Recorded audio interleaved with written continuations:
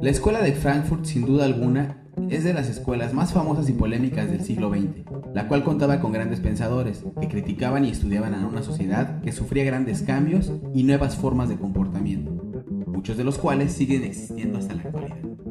Conozcamos un poco de su historia, sus pensadores y principales planteamientos como institución social. Circunstancias históricas y sociopolíticas. La Escuela de Frankfurt surge con la fundación en 1923 del Instituto para la Investigación Social, en el periodo que se corresponde con la República de Weimar tras la derrota de Alemania al término de la Primera Guerra Mundial, y se extendió entre los años 1919 y 1933, cuando Hitler aprovecha de la gran crisis económica y el descontento social para imponer en Alemania el totalitarismo nazi. A este periodo lo conocemos como el Tercer Reich. Entre las ideas delirantes de Hitler y sus seguidores nazis se encontraba la de la defensa de raza aria frente a las razas inferiores. Con el fin de dar una solución final al problema judío, deciden exterminarlos en esas fábricas de horror y muerte en las que se convertirán los campos de exterminio. En ellos fueron torturados y masacrados judíos, eslavos, disidentes de todas clases y prisioneros de guerra, entre ellos republicanos españoles en Mauthausen. Todos ellos considerados enemigos del Estado. Entre dichos enemigos se encontraban los frankfurtianos, quienes hubieron de exiliarse en el mejor de los casos. Al mismo tiempo, el afán expansionista de Hitler desencadena la Segunda Guerra Mundial en 1939. También en los años 20 y 30 se endurece el comunismo en Rusia y en las repúblicas soviéticas bajo el mando de Stalin, y pasa a convertirse en auténtica dictadura del terror, radicalizando las tendencias autoritarias presentes entre los bolcheviques desde la Revolución Rusa de 1917. Stalin anuló todas las libertades, reprimió todo signo del pluralismo y aterrorizó a la población instaurando un régimen policial. Los principales representantes de la Escuela de Frankfurt fueron Adorno y sus alumnos Herbert Marcuse y Erich Fromm, quienes se enfocaron a desarrollar estudios interdisciplinarios con orientación marxista y freudiana. El representante más conocido de esta escuela fue Jürgen Habermas, quien fue alumno de los anteriores y continuó sus trabajos renovando la postura de sus maestros. Conozcamos un poco más sobre tres principales pensadores de la Escuela de Frankfurt. Theodor Wilhelm Adorno. Theodor Wilhelm Adorno nació en el año de 1903. Entre 1918 y 1919, cuando tenía 15 años, fue alumno de Siegfried Kracauer. Al terminar sus estudios en el Gymnasium, se matriculó en la Universidad de Frankfurt, donde estudió filosofía, sociología, psicología y música. En 1924 se doctoró en filosofía y el año siguiente se trasladó a Viena para estudiar composición musical bajo la dirección de Alban Berg. Desencantado con el irracionalismo del Círculo de Viena, Adorno volvió a Frankfurt y ahí preparó una tesis sobre Kant y Freud, el concepto del inconsciente en la teoría trascendental de la mente, que no fue aceptada, por lo que escribió otra sobre Kierkegaard, la construcción de la estética, que fue publicada en el año de 1933, coincidiendo con el ascenso de Hitler al poder. La aprobación de este trabajo le permitió a Adorno entrar en el Instituto de Investigación Social de Frankfurt, dirigido entonces por Max Horkheimer, pero enseguida tuvo que emigrar a Inglaterra para escapar del nazismo. El propio instituto se trasladó a Zúrich en 1934. 4 años más tarde, en 1938, Adorno se reincorporó al instituto, que se había instalado en Nueva York, y allí trabajó en varios proyectos, entre los que destacan su investigación sobre Dr. Faustus, en colaboración con Thomas Mann, y la redacción de la famosa obra Dialéctica de la Ilustración, junto con Max Horkheimer, que fue publicada por primera vez en 1947. En 1953, a la edad de 50 años, Adorno abandonó los Estados Unidos y regresó para trabajar en el instituto, que se había vuelto a instalar en Frankfurt, del que llegó a ser director en 1959 tras la jubilación de Horkheimer. Entre sus principales obras se encuentran La construcción del ascetismo en 1931, La personalidad autoritaria en 1950, La trascendencia del dato y del noémico de la fenomenología de Husserl en 1924, Notas sobre Kafka, 1953, Disonancia, 1956, Contribución a la metacrítica de la filosofía del conocimiento, en 1956, Tres estudios sobre Hegel, 1963, Dialéctica negativa, 1964, sobre la ideología alemana, 1964, y Estudios sobre Husserl y su fenomenología antinómica. Jürgen Habermas, filósofo alemán, nace en Gummersbach en el año de 1929. Se inicia en filosofía bajo la orientación de Theodor Adorno de quien fue ayudante y colaborador en Frankfurt de 1956 a 1959. En 1961 enseña filosofía en la Universidad de Heidelberg al lado de Gadamer. Dicta sociología y filosofía en la Universidad de Frankfurt. Desde 1971 dirige el Instituto Max Planck de Starnberg, donde investiga las condiciones de vida de la era técnico-científica. Es uno de los miembros de la Escuela de Frankfurt, aunque sus trabajos posteriores se apartan de esa línea. Su pensamiento parte de la intención de establecer una crítica social que tenga por principio un estudio de la sociedad, donde la teoría y la práctica se constituyen en una fórmula racional capaz de aportar al mismo tiempo explicaciones y justificaciones, o una racionalidad en donde la conciencia de la explicación sea también la justificación de la explicación. Plantea en la teoría de interés que el conocimiento humano está conducido o inducido por el interés. Sostiene que los intereses son la orientación fundamental de determinadas condiciones básicas, la posible autorreproducción y autoconstitución de la especie humana, como el trabajo y la interacción social.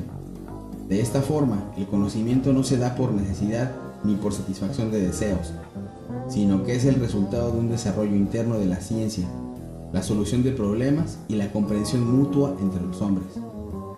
De sus numerosas obras sobresalen Teoría y Praxis en 1963, Conocimiento e Interés en 1968, Teoría de la Sociedad o Tecnología Social, ¿A qué conduce la investigación de sistemas?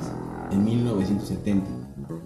Las teorías de Habermas representan un intento renovador del marxismo. Herbert Marcuse nace en el año de 1898 en Berlín, filósofo y sociólogo alemán, nacionalizado en Estados Unidos.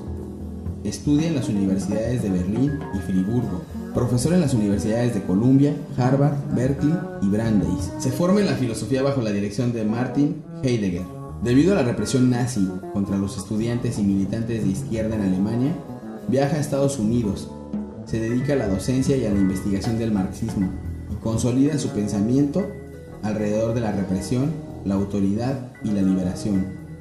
En Ontología de Hegel en 1932 y Reason and Revolution, Razón y Revolución en 1941, define el proletariado como una contraposición de la burguesía. Esto implica, por la negación del movimiento, que sufre un desplazamiento dialéctico y la pérdida de su mayor valor, es decir, el de ser la clase proletaria, base de la revolución, está alienada por la sociedad capitalista y por ello renunció a su objetivo revolucionario de aniquilar la clase burguesa. En Eros y Civilización en 1995, esboza el nuevo sujeto revolucionario o su proletariado. Se identifica con la corriente liberal que plantea la conciencia individual de represión y explotación, y concluye que los países que harán la revolución son los subdesarrollados, ya que no se dejan manejar ni alienar por el sistema. Características generales de la Escuela de Frankfurt. La llamada Escuela de Frankfurt, interesados en desarrollar una reflexión global sobre los procesos que consolidan la sociedad burguesa capitalista desde una óptica marxista. En 1931, bajo la dirección de Horkheimer, cambia la orientación. En vez de centrarse en estudios exclusivamente marxistas, se realizan investigaciones interdisciplinarias, sociología, psicología, etc., aunque predomina la reflexión filosófica. En este periodo pasan a formar parte de la escuela Fromm, Adorno, Marcuse, entre otros, dando lugar a la que fue llamada teoría crítica. El proyecto de esta era retomar, profundizándola, la teoría de Marx como teoría crítica del capitalismo, incorporando los desarrollos de Freud en lo relativo a la sociedad. En 1934, año siguiente de la llegada de Hitler al poder, los nazis cerraron el instituto por las tendencias comunistas y la ascendencia judía de la mayoría de sus miembros, muchos de los cuales se exiliaron y algunos murieron.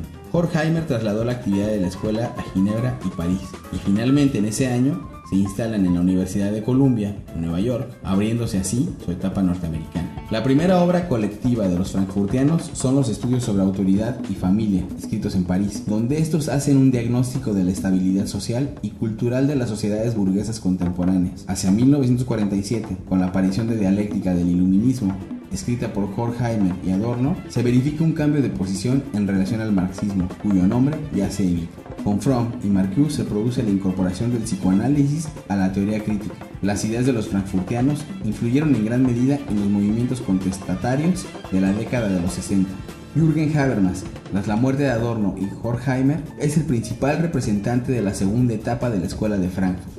En la trayectoria cronológica de la Escuela de Frankfurt habría que subrayar 4 etapas determinantes. La primera, comprendida entre los años 1923 y 1931, es decir, desde la fecha de su fundación, y en la que el Instituto de Investigación Social se vincula a la Universidad de Frankfurt y la elección como nuevo director del Instituto Horkheimer. La segunda, de 1931 a 1950, bajo la Max Horkheimer, en la que se publica la revista de investigación social en 1932. Esta segunda etapa coincide con el ascenso del nazismo, el exilio y la muerte de algunos de sus miembros, periodo más centrado en la crítica a los totalitarismos. No obstante, el contacto con la sociedad norteamericana introduce y consolida el estudio de la sociedad postindustrial y sus estructuras sociopolíticas y culturales. La vuelta de Max Horkheimer a Alemania en el año 1950 cierra esta etapa. En la tercera etapa, desde 1950 hasta la muerte de Adorno en 1969 y Horkheimer en 1973, es en donde se escriben las obras fundamentales, no solo de quienes volvieron a Alemania, sino también de quienes permanecen en Estados Unidos como Marcuse. La cuarta y última etapa supone el surgimiento de la segunda generación, entre la que cabe destacar a Jürgen Habermas. Teoría tradicional y teoría crítica. Los frankfurtianos entienden por teoría tradicional aquella que considera que la ciencia es un saber objetivo y neutral, guiado por la búsqueda desinteresada de la verdad. Tal es la posición del positivismo. Sin embargo, según los de la escuela, la posición positivista es una ideología al servicio del poder establecido y legitima las distintas formas de dominación del ser humano. La razón positivista, la teoría tradicional, es considerada una razón instrumental que se centra en los medios y no en los fines, convirtiendo al ser humano en un medio. La teoría crítica, por el contrario, considera que la razón ha de ser crítica frente a todo tipo de ideología manipuladora y alienante, que pretendiendo dominar la naturaleza ha terminado dominando al ser humano, tal y como se observa en el surgimiento de los totalitarismos. El objetivo de la teoría crítica es fundamentalmente emancipador. La razón debe liberar al ser humano, no esclavizarlo. Su meta es una sociedad más justa y para ello es necesario aunar teoría y praxis. El análisis de la sociedad requiere una perspectiva interdisciplinar. Los frankfurtianos critican diversos aspectos de las predicciones de Marx. En primer lugar, al considerar que el proletariado ya no podía ser una clase revolucionaria que transformara la sociedad alienante capitalista, porque dicho sistema había conseguido aburguesarlo, integrarlo en el sistema de consumo creciente. En segundo lugar, los de la escuela creían que el colapso del capitalismo del que habló Marx no se produciría porque las crisis económicas podrían evitarse mediante la intervención política y económica. Y en tercer lugar, Marx creía que una sociedad justa haría a los seres humanos más libres. Horkheimer, por el contrario, manifiesta que a mayor libertad, menos justicia y viceversa. A mayor libertad, mayor peligro de abuso y totalitarismo. A mayor justicia, más represión y vuelta al totalitarismo. Análisis crítico de la Ilustración. La experiencia vital e histórica de los miembros de la Escuela de Frankfurt provocó un giro en su pensamiento. La barbarie sistemática y racionalmente organizada les hizo desconfiar de la capacidad del hombre y especialmente de la razón para lograr construir sociedades justas e igualitarias. Los filósofos ilustrados creían que los problemas de la humanidad tendrían solución cuando el ser humano fuera capaz de aplicar la razón a todas las esferas de su vida. Su optimista confianza en el progreso humano gracias a la divina razón, cargada de elementos míticos, hizo temblar al mundo con armas hasta entonces desconocidas. La Primera y la Segunda Guerras Mundiales, los campos de exterminio nazis, las bombas nucleares mostraron el poder mortífero y maquiavélico de la razón o de la paradójica racionalización de la destrucción. ¿Es ese el poder emancipador de la razón? ¿Y qué decir de la alienación de las sociedades neocapitalistas en las que los seres humanos son instrumentalizados en aras del todopoderoso mercado o de las necesidades productivas? El fracaso de la razón instrumental es una de las ideas centrales de la dialéctica de la Ilustración, de Adorno y Horkheimer. Ambos se mostraron profundamente críticos, escépticos y pesimistas frente a la capacidad racional humana. Podemos concluir que la Escuela de Frankfurt plantea aspectos políticos, sociales, económicos. Por lo tanto, todas sus teorías son dialécticas y en cuanto a sus pensadores, tienen una similitud. Esta similitud se refiere a que todos ellos critican la ideología del capitalismo, su matriz, critican la modernidad y principalmente la razón instrumental del ser humano, por lo cual nos ven a todos como objetos para la producción.